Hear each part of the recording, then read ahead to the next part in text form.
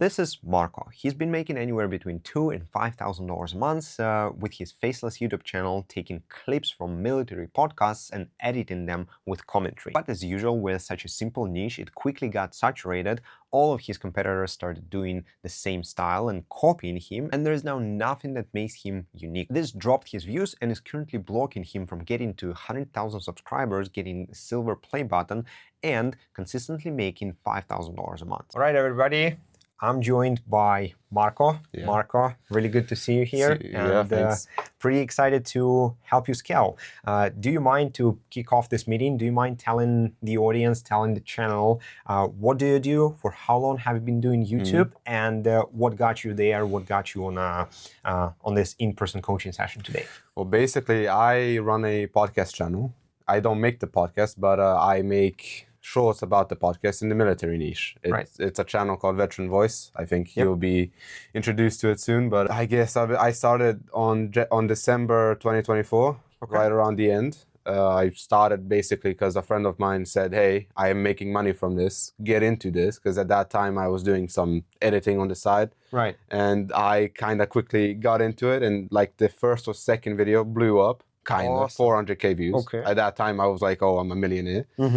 And it kind of scaled up from there. It took me a few months to get monetized because I didn't know what I was doing. But once I got monetized, my first big month was in August, then September, and then October. Yeah. And then it just kind of snowballed from there on out. So tell me about the channel. I got your stats there. So kind of give me an overview. How much money you've generated, like what is it that you do, and how does the whole process look like for you in terms of content creation? So I've generated around 33K across the year and a half. The process is kind of simple. So I basically take clips from a popular podcast channel like Sean Ryan, like Mike Ritland, a few other big channels, big names in that niche specifically. I take interesting clips that are between 20 and 60 seconds. I edit them in my own style. I kind of created it by mixing like 4 different styles all at once. Okay. And I post. Right. Makes sense. Marco is in a perfect position because he managed to generate some money in a crowded, saturated market, aka a red ocean. And the moment people like him enter blue oceans, aka way bigger markets with zero to none competition, they typically 10x. We've done that with Oli, who scaled from 3K a month with commentary to $12,000 a month with branded niche. With Zeck, who went from 5K a month with commentary to $58,000 a month with a branded niche. So that's exactly the path I'm going to recommend to Marco. Now, $3,000 to $5,000 a month is a danger zone. Many people fall into the trap of thinking the moment you reach that, the money will never stop. But in reality on YouTube, the lifespan of a simple niche like commentary is typically 3 to 6 months maximum. So the window is going to close for him soon. And what many people do is the moment their niche dies out, they start another channel in that same category and just repeat the same cycle. Now, what you should actually be doing instead is using that $2,000 to $3,000 a month in profit and invest it into a branded channel and get to a better category of faceless YouTube, the one that can actually generate upwards of $50,000 a month and whose lifespan is years, not months. And you said before the podcast that there's a few problems associated with the channel right now. So how would you describe your situation now? Like, what are the main problems, the main bottlenecks, and what is the goal for this session that if we achieve, you'd be extremely happy? Basically, I'm in a big lack of clips. Okay. The main podcast, there are about 5 or 6 that actually post this specific content about bringing in special forces guys, American guys, etc., is kind of running out. The pool of people is shrinking because either people want to stay private. I mean, they did something for 20 years. They don't want to really talk about specific missions. And dudes that are coming on are just repeating the same story over and over. And you told me specifically that, like you've mentioned it in the goals section of the presentation, that you want to scale that particular channel. So tell me about it a little bit more. Like, what is the goal and how do you see your future as a faceless YouTuber? What would be a good result for you? For this channel specifically? For this channel, but maybe for the network of channels or for your personal goals as well? Well, for this channel specifically, I want to get it to 5 to 10K a month basis. Okay. And eventually sell it But first, achieve a few other things because I have ideas to bring in, to have contracts with people who actually do this, do the podcast Tronwa and other people, and get their specific clips for my channel specifically and post them. Right? Okay. More of a diversification, more of a once in a channel experience. They can't, other channels can't replicate something that's specifically made for my channel. Kind of that was the big goal. Okay. But outside of that, for this channel, basically after I do these things is to sell it. But for the network in general, it's basically just expanding. I'm more of a quality versus quantity guy. I'm more of a quality guy. Okay. I'd rather have like 5 big channels than 50 smaller ones. The money is the same. It's just different types of work. Right. And basically, at this point, I have a few other channels that I'm scaling, but I'm going to scale much harder now that school is over and summertime is coming. Okay. Good. And that's the goal, basically just expand horizontally and vertically. Right, I see. So launching more channels, do you have a specific number in mind, like how much money you want to generate, or let's say like how many views, how many followers you want to get? I can get to about 50 to 60K. Sick. Because I have people who do the same thing and are achieving about that same amount. Nice. And do they do it like, walk me through the niches that you're considering for yourself? Well, outside of the military niche, I'm considering like the Formula or Rally niche. Okay. Because I have some interest in that. Cars. A big one that nobody's talking about is agriculture, farming. Yeah. I've never even seen an agricultural channel. Yeah. And getting into something like that in 3D would be, I don't think anybody does it. And plus, how many millions of farmers are there? Oh, yeah.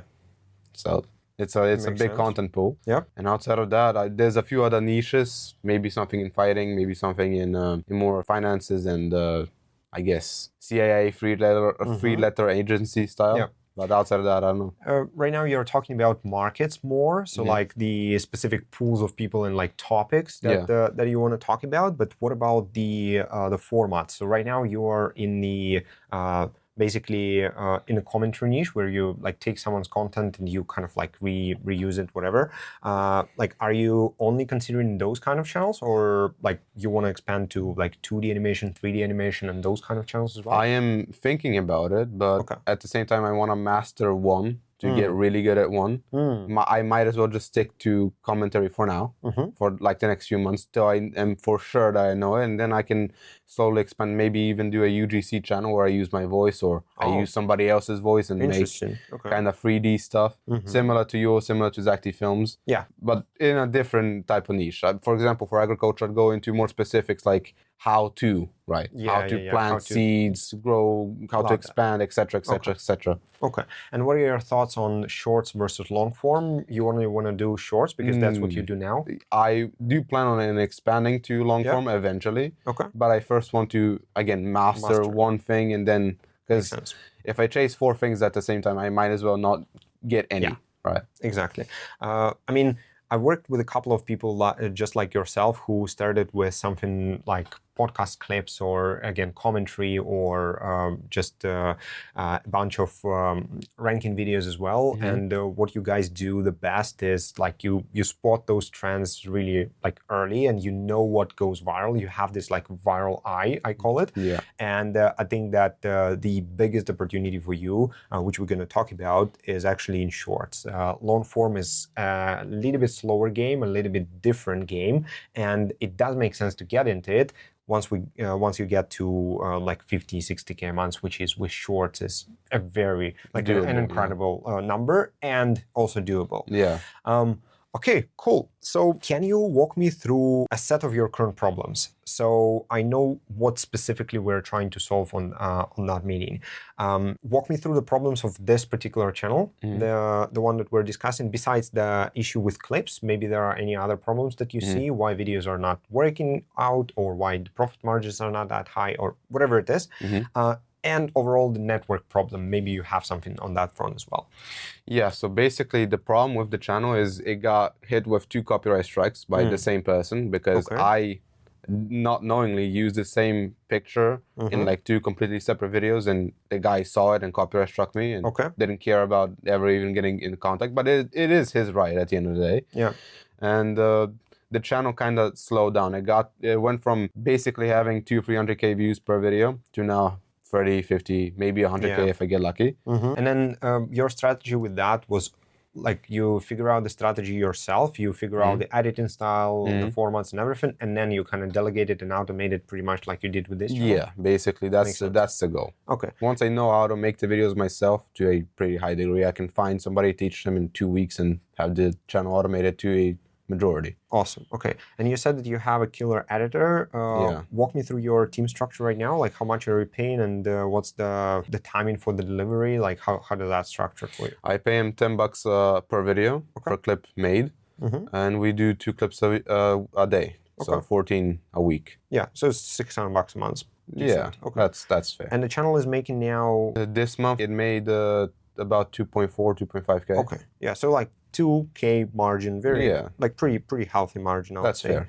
Yeah, and then definitely has the potential to scale to like 4 or 5K. Makes sense. Yeah. Now, I want to talk about 4 key stages of your journey today, because I think that what you're doing is absolutely incredible. However, without the understanding the overall strategy and where this can take you, that can get you stuck for a very long time, which I definitely don't want to see. So we'll first talk about number 1, we'll talk about your current channel, and we'll talk about how to scale, how to basically squeeze the most out of the niche that you have right now. Yeah. So scale your current channel.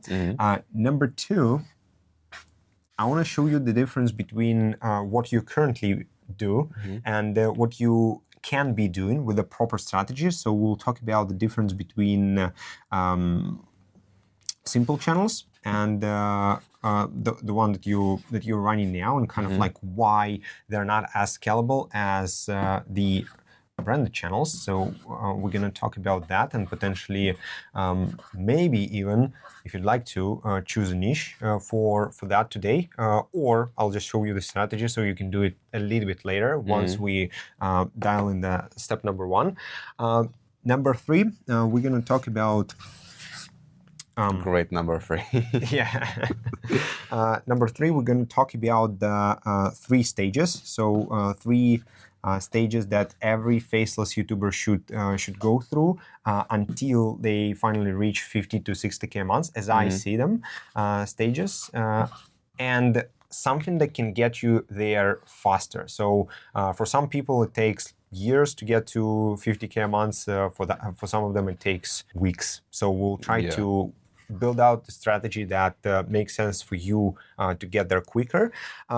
And then I'll just take care of all of the questions that you have. So we scale the current channel to as much as we can. I'm not going to promise you that it's going to be anything significant. So I would say 4 to 5K a month. With the lack of clips, it's probably one of the hardest problems to solve for a niche like that. It's literally like you just don't have the material. Yeah, so you're running without any legs. Exactly. Like no matter how big is the demand, like you don't have the supply. So it's either you come up with a way to create that supply, like you said, maybe like partnering up with some people who would supply you with this private podcast that they're not posting everywhere, which is going to be your competitive advantage. But again, that's kind of hard. And then the second step is we're going to prepare the plan for you to transition to something more scalable, something more long-term and branded. And then the 3 stages of faceless YouTube and how you get there as quickly as you can within the next, God knows how many months, but we'll try to shorten that period with the strategies that I'm going to share. Perfect. Sound good? Yeah.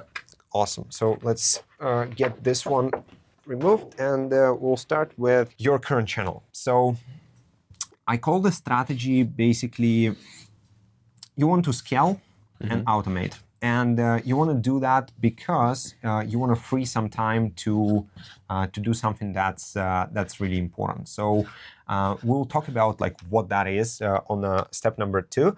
But here's a few things that I instantly see on the channel that can be improved. So are you aware with clipping content rewards? Yeah. Right. So one thing that I think you should be absolutely doing is basically scouting this platform daily, it's called content rewards, and there Yes, on WAP. And there are new clipping campaigns. Unfortunately, I'm not the affiliate, but rewards. But there are new clipping campaigns almost daily. And the reason why I'm mentioning that is because let's assume that your current channel, that you won't be able to figure out the supply problem, that you won't be able to get more clips. Basically, what's going to happen to the channel is right now it's like if we look at the graph, it looks pretty much like flat. Then there are some, some random spikes here and there. If nothing is going to change, then the channel will either continue the same way, or it will eventually die out because the audience will just lose interest. This is what we always see with commentary, ranking, simple channels. The competition kicks in. Like, have you seen more competitors? Oh, recently? absolutely. Yeah, there's about 20 channels that I know that are doing the same stuff. The same stuff. And probably you don't have any competitive advantage to them. The editing is pretty much the same. The clips are kind of the same. Exactly. So unless you have access to exclusive content,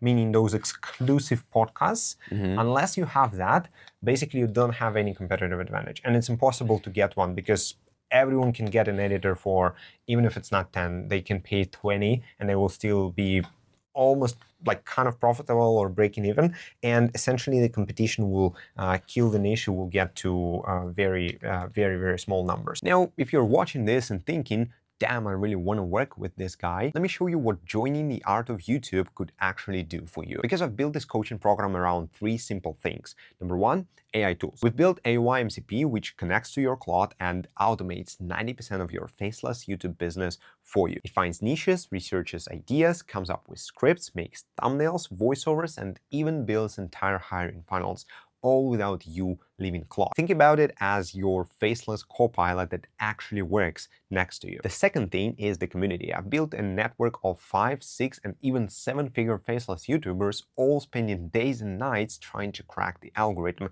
and sharing the knowledge they find with each other. This alone will put you years ahead of the competition. And lastly, it's one-on-one support and accountability, because YouTube is about diagnosing your biggest bottleneck right now and spending the next week solving it. And then figuring out the next problem, and then the next problem, and solving each one of them one by one. And you're gonna do it together with me and coaches who've generated over 6 figures with YouTube minimum. So if you've been watching my videos and you feel like you're finally ready and want me to help you make a ton of money, then click the Art of YouTube link in the description and apply to see if it's a good fit for you. Now, assuming that you have an asset, which is your channel, where the audience is ready to watch those like podcast clips and content rewards. They have a bunch of different podcasters. I've recently seen a bunch, especially in the CIA and the like military niche as well, like a bunch of different ex-soldiers and stuff like this. So I would consider pivoting to one of the campaigns, because on top of your YouTube revenue, you could be making anywhere between 50 cents to $1 from clips that these guys ask you to clip. They might not go as viral as the original ones, because obviously like people pay for it, meaning they're probably not as good at like communication or anything. However, it could be a good way for you to add an extra layer of monetization on top of what you already have, and potentially even kind of just build a separate source of income, so that by the time, like you said, you're selling it, you can sell it as a business that just makes more, meaning you can sell it for more. So you just increase the overall like price point of the worth of the channel. Now, the reason why I'm saying this is because it can become the source of podcast clips for you. Like all of these people, they upload a bunch of private materials on those campaigns, and it can be the material that they don't share online publicly, because typically how those campaigns work, if they have the operator behind them who's doing this fake podcasts, when the person is speaking with basically the cameraman and just like answers questions that did not exist. So that's kind of an exclusive content. But really what I'm looking to achieve here is get this channel to 4 or 5K a month, and then just either automate it or just sell it as soon as possible, because honestly, I think you should be doing way more than this. And I always share this concept, and I've got like countless people like yourself who's done this in the past, and this is a great school. So like, it's absolutely amazing that you've managed to achieve like great success there. However, your knowledge and your experience worth way more than you're making right now, and it's only the saturation of the niche that is stopping you from getting there. I think we'll come back to this topic, but I really want to share the difference between long-term channels and the simple niches. So simple niches versus branded ones, and I really want to show you branded ones. Now, let's make it really clear. So basically, a simple niche, the way it looks is there's a few channels that explode kind of pretty quick within basically like 2 to 4 weeks. Let's put 4, right? And the moment they explode somewhere here, the competition kicks in, and this basically kills the niche almost instantly, because as you said, everyone can do the same type of content that you're doing. So basically, every niche then looks like this. So there are people at the very beginning here that printed a lot of the money, a lot of the a lot of views and stuff like this. And typically, these are the case studies that you see online. But then, the moment that the competitors started basically copying the same exact stuff, the niche naturally dies down because like I always say, the traffic on YouTube is limited. There is just as many people who would watch a specific type of content. It's very rare someone can enter the niche and turn it into a massive market, like, I don't know, Mr. Beast did it or Fern did it. It's very rare. Most likely, there is a capped amount of people who watch the stuff, and the moment competition kicks in, like, people just naturally start to spread between all of those channels. So if your niche now has 20 competitors, a week after that, 25, then, in a month you have 30, and etc. Views just naturally spread between all of them. So if you're okay with doing those numbers, then it's fine. But again, probably you're not, right? So this is the simple niche. Now, the branded niche, the difference here is that the barrier to entry is higher. So if here competitors can afford to do that for like $10 per video, and all they need is to find the same clips online, right? And they can do it. Here, the barrier to entry, like there's actually 3 of them, I would say. There's money. So if you can pay more per video and get better quality, then you're already ahead, because most of the 99% of people starting faceless YouTube automation, they start at 0. So even if you pay like, I don't know, $50, $70 per video, not many people can actually afford to do that on a daily basis. Then another one is skill. If you have insider, like if you have knowledge about the specific topic that others don't have. And then the other one is insider knowledge. So insider knowledge is if you have access to clips that no one else has, in case of commentary, or if you know that specific niche will blow up before the rest of the market knows about it. And this is why branded niches, like, I'm going to be honest, they look pretty much the same. They blew up exactly the same, but then they stay like this for longer. So it can be like 6 months, 12 months. It can be way longer than this. And then the moment competition eventually kicks in, because it always does, they die out a little bit, but then they stay relevant for way longer. So the lifespan of the niche is just 10x. It's like 10x of what you have here. So if this one is like, I don't know, 4 to 6 months maximum, here you can hope that the original blow up stage is up to like 5 to 6 months already, and then there it can be like there are channels doing the same stuff for like years, so like 2 to 3 years without any significant changes. Why? Because of barrier to entry, and because of competitors that kind of like they can see the trend, right? So they look at it and they're like, them, I would never make this kind of content. This is what happened with Zeck Felms. This is why Renrat basically joined. Do you know Renrat? Yeah. So this is why he was able to print almost half a billion views per month, and he's consistently printing with it. And other people, they just look at it and like, I could never do that. I'm like, there's no way I'm going to compete with this guy. Well, this niche blows up, and then the next week gets stolen, and everybody is doing the same stuff. Yeah. So, in my opinion, there are 3 stages of faceless YouTubers, and this is what I really want you to take home from this conversation. So, there are complete beginners, like this is level 1, let's say, and there are 3 of those. So those are the guys who start with very little capital, so less than, let's say, $500 a month in capital to spend on videos. And these are people with no skills, no teams, no nothing. So they're complete beginners, right? Beginners. And what you need to understand is like 90% of the market is there. So this is 90% of faceless YouTube automation. This is 9. And this is 1. So your competition, people who will enter your niche, like are all beginners. Everyone. Like everyone is going to be like just flooding your niche. The moment there is the cheapest niche possible that makes the most amount of money possible, everyone is going to be there. Meaning the niche will die out sooner. So instead of this, you will see something like it will blow up and then it will die out. And then the simpler the niche is and the more money it makes, like the worse is the graph, you know? So some channels, like I've seen channels in commentary doing well for a little bit longer than others because they were not doing that crazy numbers. So they were doing like a little bit, like maybe like $700 a month, like $900 a month. It's just not impressive, and people are like, I'll better do something else. So those people, they're always looking for the simplest, the cheapest, yet the most profitable solution. And it's always the survival bias. They look at the channels here and they think that like it's because of the niche, but no, it's because of the like this.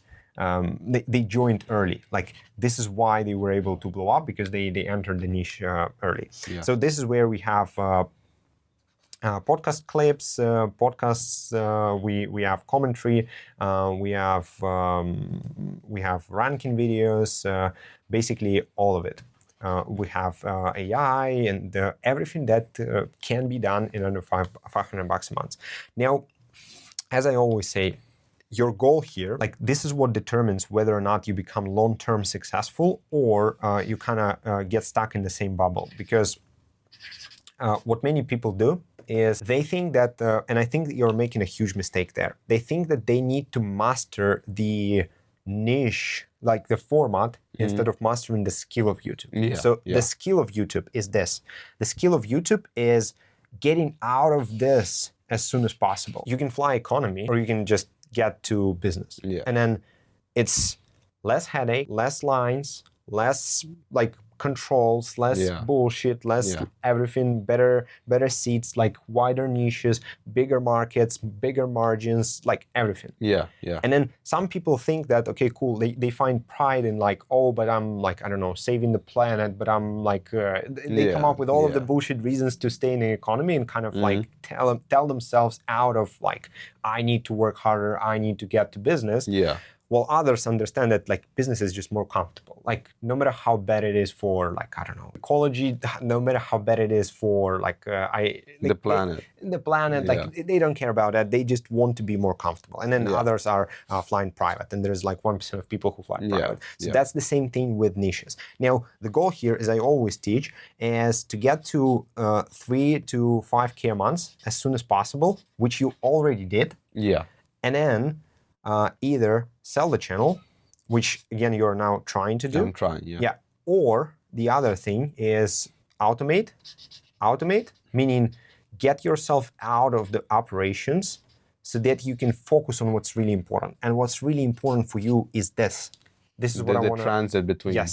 This is what I want to talk to you about today. And if that changes your mind about like the future next month, good. If not, then I did a bad job. So I think that the reason why this is important is because this already provides you with enough cash to be on the second stage. The second stage is anywhere between 1 to 2K a month.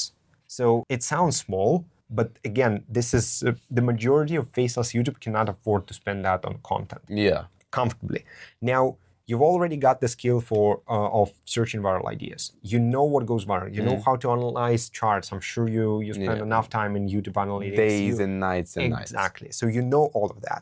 Now, the problem is you just operate in a market that is not allowing you to get to your full potential. Yeah. And the moment you can comfortably spend that, because either your channel is generating it and you can reinvest it back in starting more channels in better markets, or you sell the channel for, let's say, like, I don't know, 35 grand. Now you've got, 30 months worth of content at this stage. Yeah. You can do so many different experiments, and you can get to 2D.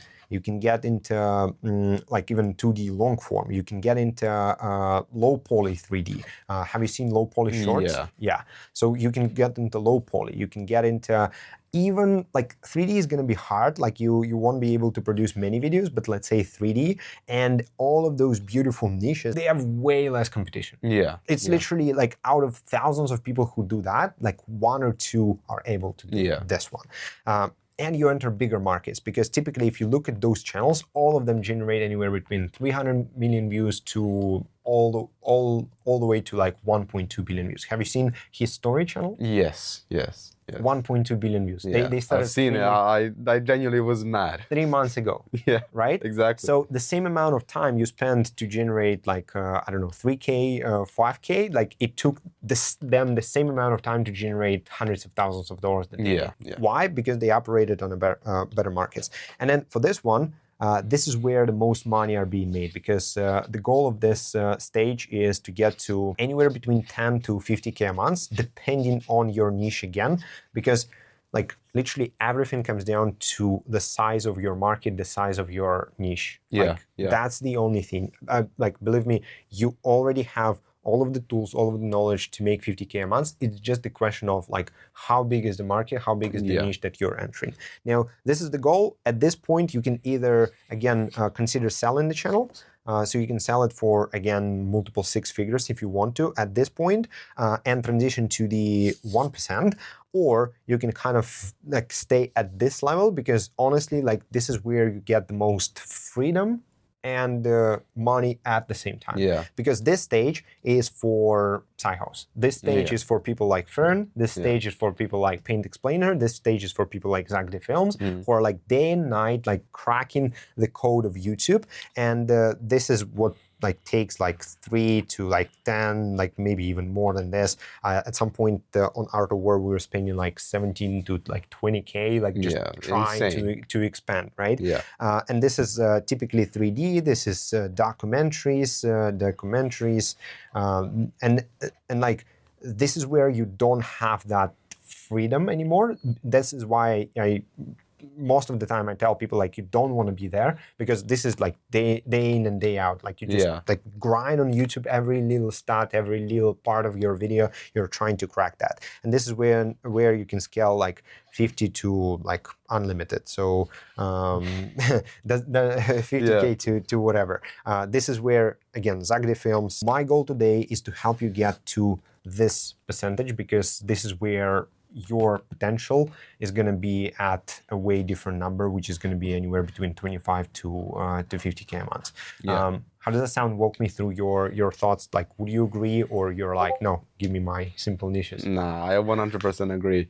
The thing with my niche specifically is that the first guy who started the channel, I used to work on that channel. Like the first guy who got into my niche. Okay.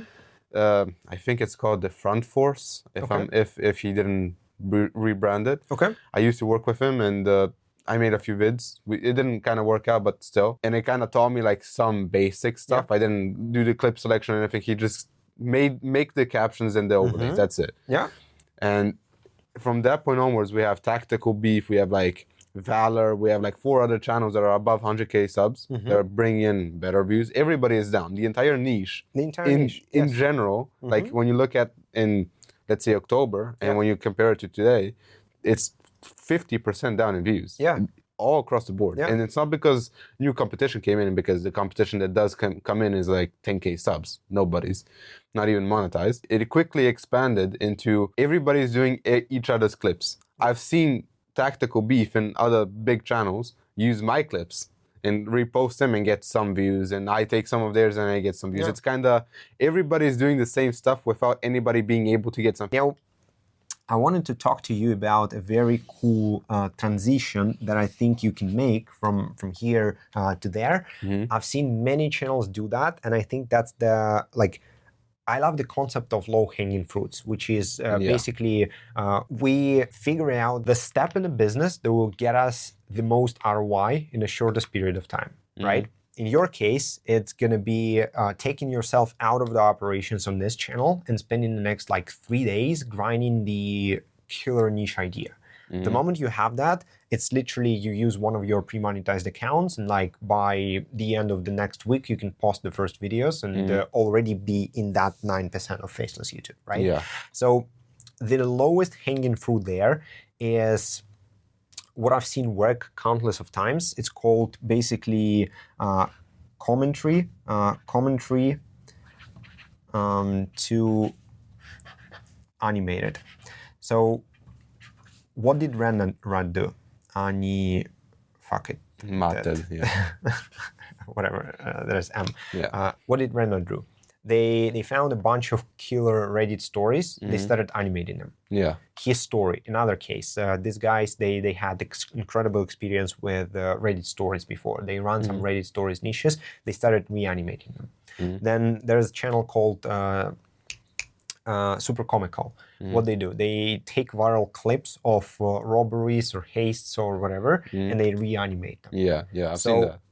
Basically, the way you transition from this step to that step, if you're already very good at like searching clips, I'm not talking about podcast clips because podcasts are a little bit harder to animate. I am the best person when it comes to the military. There's not a military operation that you can ask me that I can tell you the details. Even the people who were on there, what happened, etc. Right. Everything. So then basically the strategy for you is going to be taking that, like if you're so good at military, then basically you have that skill barrier to entry, right? Yeah. You probably know about military more than I am, and I'm running out of work. So like if military is the one, then I would spend the next 3 days basically locking yourself in a room and searching for the format that can work in military, where you take proven concepts from commentary that already worked for you, whether they're stories from one of your podcasts or whatever, and finding a format that you can use to reanimate them and add something extra to that. Like it can be 2D Renrat style in military. He has some military videos, but he's not doubling down on that topic specifically. Yeah. It could be one of them. It could be 2D Renrat, right? There's another channel called, have you seen Hoodie Guy? Yes. Yes, Yeah, I've seen them. I've tried to copy that, but I kind of quickly failed. Why? I don't know how to do that. Ah, okay. Have you no tried idea. to animate yourself? I did. I tried to do it for about 2 days and then crashed out, threw my PC out of the window. And yeah, makes sense. and Yeah, then, don't do it yourself. Yeah. Then obviously there's 3D and like many other animated formats that you can tap into. Right now there's way more than there was when I was starting out. So there's a bunch to choose from. And you have to figure out the power of each one of those formats. So Renrat, emotions and colors will probably attract more like younger audience, but still could be good for some of the stories. Hoodie Guy, the emotions of characters, because you have realistic faces, you can literally show what they feel and kind of double down on that angle. Then there's 3D, which is like more detailed, more like precise and stuff like this. So if it's military, then figure out what is the best animated format where military was not used yet. So for example, Art War probably squeezed the most, like at least like how I see it, I've like squeezed the most popular or interesting topics, at least to me. Maybe I'm not like, again, knowledgeable enough. But this is why, for me, for example, I wouldn't go into 2D because it feels like I've kind of, you own the market, basically. Own the market, and I also remember that there's a fatigue. So one of the reasons why niches fail, the audience interest looks like this. So like they also get extremely interested about the topic and then they stop caring. And then there's only fans here that keep watching the stuff. So that's why, for example, like every game has its own, pick, Yeah. and then it kind of falls off. Yeah. Every trend, every like Epstein Island, who cares about Epstein right now? Yeah. Only fans, right? True. And then everyone else, the majority of people forgot about it. So the audience fatigue is real. That's why, for example, if you see someone doing 3D in military for a long time, it's a stupid idea for you to enter that because that's going to be the same audience and they are already tired of it. Well, I guess only if World War III starts, then we have both infinite clips. Yeah. Let's not do that yet. Yeah, let's not do that yet because then probably nobody is gonna watch those clips. Yeah. But then if you find a format that did not double down on war specifically, then that's what you can be doing. So one of the best strategies I recommend for everyone at this stage is figure out what is it that you do best. For you, it's military. For someone who's watching and doing commentary, maybe they do some other like ranking videos. Maybe they do memes. We have a channel that we scaled with a guy. Like his entire Instagram feed was like brain rot memes and like jokes. I've seen that. I've seen that. You've seen that podcast with Mario, right? Yeah. So he was like, extremely brain rotting himself. Yeah. And like we just decided to animate all of this humor from his head. We just put it on paper and then we send it to animators. That was it. We had another one who we took from, I think he was doing motorsports as well, or like car brands or something like this. So like still commentary. We didn't use the same topic, but I just told him that like you're making like exactly the same situation as you, like 3K a month. I told him like, look, you just pivot to animation. I think the best months he did 12K with animated channel. And he's now starting another one using this strategy, which is gonna scale like even further because how big is this market? Like commentary in this niche, I would only use it as a proof of concept. So you know exactly that you can find ideas, you can write scripts, and you can now get ROI after investing in something more branded. Yeah. Because again, if you started as a beginner here, you could do a bunch of experiments that fail and then you just like waste all of this money on content. Like in your case, you're not going to do that. How does it sound? Like, what do you think about the transition strategy? I completely agree, yeah. And the thing is, on the second channel that I started a few months ago, they're still not monetized due to lack of content, but due to my own lack of production. But I started the channel and I think it was like the 10th video got like 10 million views. Yeah. It's the military stuff. It's stuff that I know, stuff that I can write because I also have your type of AI stuff for the scripting. You're into the scripting every single one. Every single one. Every single one. Okay, that's sick. And I kind of understood that the only thing that I'm missing for that channel is an editor, which I am looking for. Okay. And the point for that second channel that I'm not going to mention, but is just to get it automated and monetized, because it's not going to be bringing me 50K a month. Of course, it's commentary, but the whole point of that channel is to see, okay, I have the skills, I have the knowledge, everything about the past 50 years in that specific sub-niche of a sub-niche. Let's see if I can then do something similar, like How Much Though, a channel that I think I sent you even on, I think it was the niche call. Niche Bending Workshop. Okay. Something like that without the UGC, with a combined style of like, I don't know, hoodie guy or low poly shorts. Yeah, low poly is sick. But the thing is, the bottleneck there is to find people who can actually do it. Yeah. Because I can spend 6 months doing it and then kill myself after learning. You should not be doing that. Yeah.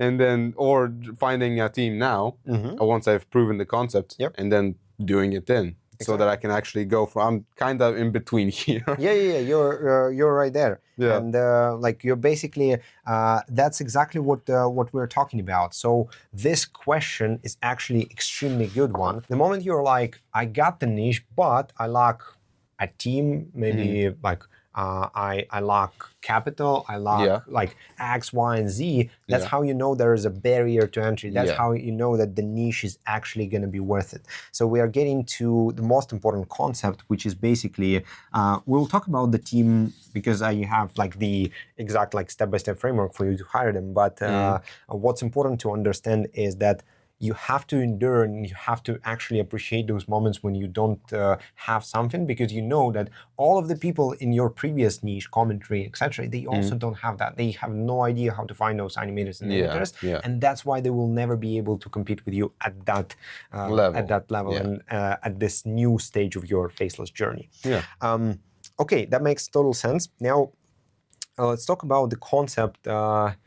I forgot how I wanted to call this concept, but basically the answer to that question is you just have to dig deeper. So I'll tell you a couple of stories, and then I'll give you the framework as well, because we obviously have all of the SOPs for hiring animators. So for 2D hoodie guy or Renrat, you need a 2D animator. For low poly, you need a 3D low poly animator, and then for 3D, you need a 3D animator. It's as simple as that. So we have SOPs for all three of those styles, because this is what we constantly teach inside of the Art of YouTube. I'll give you SOPs to copy and paste the hiring funnel, and also get the Telegram channels where we source those people. You just drop a job there.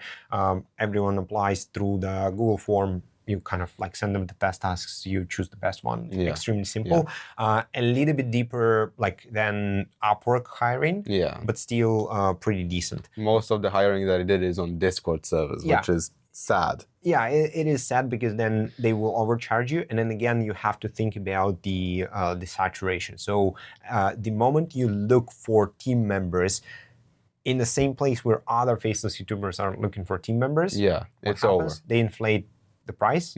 Like everyone works with everyone. They share like whatever knowledge you give them, they share it with your competitor. They do the same work for the competitor, etc. That's why I always say sign NDAs with all of my people, and I make sure that I hire them from places where they can't work with anyone else, because nobody else is hiring there. So maybe like hiring on your local hiring websites, maybe hiring on Telegram like we do, because it's literally me and the Art of YouTube community who's hiring there, and we treat ourselves as each other as non-competitors. So we compete with the rest of the market, but we never compete with each other inside of the community. But the concept, the dig deeper concept, this one saved me early on, before I actually had all of those frameworks. And it's really important for you to know that, because again, I can only give you that much. I can give you the framework, but then what if you need to hire a specific person that we don't have an SOP for? I still want you to be able to kind of think in a way that will help you hire this person. So there is a guy inside of our community, his name is Amir, and he obviously used all of our hiring frameworks, but he didn't get much results within the first like couple of weeks, and he was like, what if I try to hire on Upwork? And again, hiring on Upwork is a terrible advice. However, he managed to get in contact with the lead animator on the team of his biggest competitor. Oh, wow. So that's crazy. That is very good, because then like you probably don't have enough money to hire that guy. He's probably making way more than you can afford to pay. But what you can do is what I call the basically consulting call. It's not me who called it this way, but consulting call. What's important about those people is all of them work a 9 to 5. Like animators, like for them it's a 9 to 5. So the moment you offer them, I don't know, $50 per hour, that's way more than they make now. For you, that's kind of nothing, because that's your budget for exploration. Right? Basically. And for, like in that hour, you can get so much information about how the whole process works. You can see how they structure scripts, how they structure the like the task for animators, how they structure storyboards. You can ask him about like the pipeline structure. You can ask him about assets. Everything you need to know about the content creation in that process. Well, when I was starting Zeck Felms, I interviewed about 15 people who worked either on Zeck Felms or other animated studios before I finally painted a picture of like, oh wow, I know how this pipeline works. I know how to animate those videos.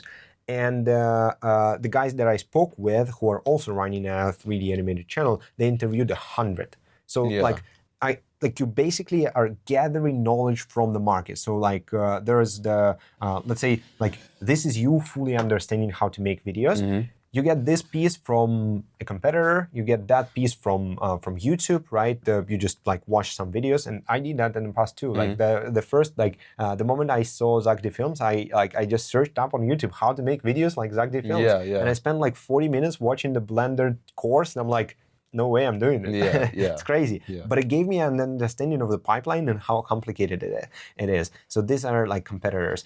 The biggest source for me was always employees of my competitors. So I spoke with like whatever business I run, I always try to get in contact with employees of my main competitors. So if you have a big guy like Renrat in your space, hoodie guy in your space, try to find their employees. I'll give you like a very quick tip here.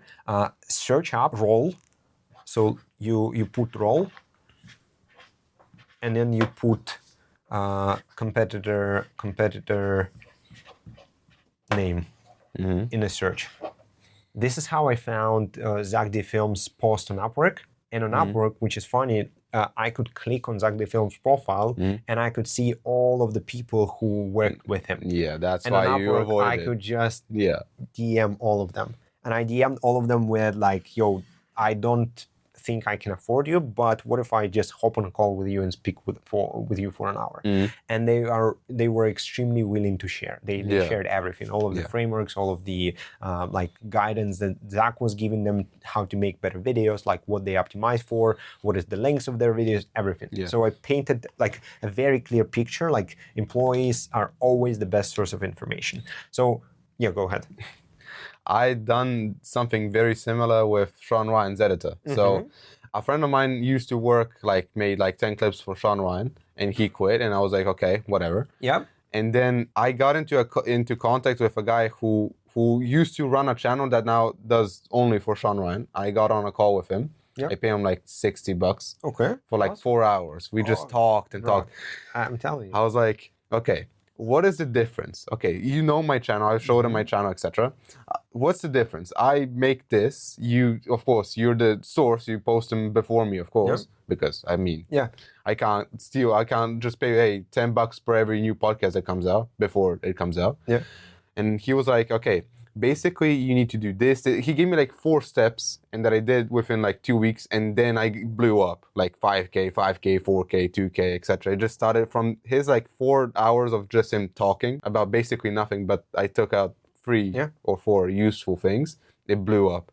And it just took off. But yeah, digging deeper and getting people's employees is so good. It's just hard to find them. It's hard to find them, but again, like that's why I love hard things, because like they inspire me, because I'm like, nobody is gonna do it. Nobody is gonna get this contact. Nobody is gonna talk to that person. Nobody is gonna dig that deep.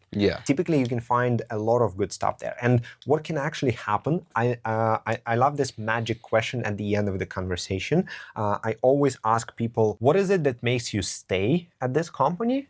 And is there that you don't like, or that you wish that they did that they are not doing? And then they lay out all of those 3 answers to me, and then you can basically ask them like, if I had all of that, would you come and work for me for X, Y, and Z? And you drop the price that is like way lower or typically than what they currently make. And I'll tell you a crazy story. So Zeck Felms is paying $1,000 per video, right? Everyone knows that. And I got in contact with one of his animators through this process. I found him on Upwork. I DM'd him. We hopped on a call. I paid him for the call, and let's call him animator. And then I asked him that magic question, and he said, oh, okay, Tim, I don't like that they make revisions. I don't like that they don't give me creative freedom. I want to make those characters. They don't allow me, blah, blah, blah. And I was basically like, dude, if I give you the freedom creating whatever you want, if you're going to be having fun in the process, and if we make 0 revisions, would you come and work for me for $100? And he said yes. That's crazy. That's insane. I basically dropped a 0 from his salary just per because video. you fulfilled his desires. Yes, that's but again, insane. he hated revisions so much that he was like, dude, I will make 10 videos in the same time that I make 1 for Zeck, because you will not give me like 15 rounds of revisions. Because that's what they do on this team. And I had another client, Ron, who also did the same thing, and he stole the animator from one of his best competitors. So now you're basically doing 2 things at once. You're gaining an animator, and you're slowing down the competitors so that you can put out more content. Two birds with one stone, basically. Exactly. Two birds with one stone. And you get the information and potentially you get an employee. So this is why I think that this stage, like this piece of the pie is the most crucial one. So answering your question, how do I find like low poly animators, let's say. First, one more is, we already have competitors. So what's crazy is competitors themselves are also pretty much willing to share. So I would basically email all of the channels that are now in a low poly space, and I'll just tell them like, look, dude, like you're doing amazing, I'm doing amazing, but in a different niche. Let's just network and talk. Maybe there's something we can do together. You can always come up with something custom, like I noticed like this about your channel. I know how to fix it. Let me help you. Stuff like this. So always come up with some value. Lead with value. I always try to provide. Even my competitors, I always try to provide them with as much value as possible because I know I'll get something back. And even if I don't, then it's fine. Like we're at the end of the day, it's YouTube, it's views. Like we're not killing each other's families and stuff like this. So competitors is number one, and then try to search on Google for their previous or current employees. Try to talk to them, do whatever it takes to do it, and obviously then like the biggest piece of the pie is consulting real consulting communities, or basically like following the advice of someone who's done it in the past. Friends, etc. Friends. Coaches, like Mr. Beast said it, the consultants are the shortcut to life. So if someone has done it in the past and you can pay them, even if it's like $500 an hour, whatever, that's going to be worth it if they can provide you with the significant amount of progress in a shortened amount of time. So for example, inside of the Art of YouTube, what you will get is the the hiring framework, the HR framework for all of these roles, the Telegram websites that you basically cannot find anywhere online, and all of that stuff. So like this, the only way to get that is by being in a community like this. All right, so digging deeper, basically getting this full picture on the kind of channel that you want to start. And the better this picture before you start, the faster you will be able to go. The way I would see you scaling is automate this channel as much as possible. Try to get the competitive advantage in terms of getting exclusive clips, whether reaching out to your, I don't think that the 100K followers is going to change anything. Reach out to all of those people you're using right now. That's fine. I think that the moment you have a good deal for them, like it just makes sense to kind of sign up for something like this. And scale it, but then at the same time, don't get yourself attached to it. That's your first successful channel, but at the same time, it is my first channel in general. The first channel in general. Ever. Okay, awesome. So don't make yourself attached to it. Like you have way better opportunities in front of you right now. Like the overall landscape of YouTube is absolutely incredible right now. It's just getting to the bigger market where your possibilities are not limited. Picking a niche that is based on some commentary clips that went viral, but reanimated in some way or shape or form. I'll send you the list of the checklist of niches that we're right now entering with the Art of YouTube clients, just dominating that as soon as possible with a pre-monetized channel. In your case, I would use one of your monetized channels and switch the niche to branded one to get wins quicker. Like recently we've seen a way better performance in with monetized channels than with new or aged ones. So if you have like one monetized channel that you can divide for that, I would do that, or maybe even buy a monetized one because they just they blow up from pretty much like the first few videos. Well, appreciate you showing up, and maybe you have something last few words you wanted to say. Basically, if I can do it, anybody can do it. I mean, I'm 19. I come from nowhere. I've never done this before starting this channel. It's all just trial and error. Basically, do it until something works, and then double down on whatever works, and then double down again on whatever works. Yeah, it just becomes a cycle of rinse and repeat, I think they call it. Yeah. Love it. Well, appreciate you showing up. Hopefully anytime. That was valuable. And let's go and enjoy our lunch. Absolutely.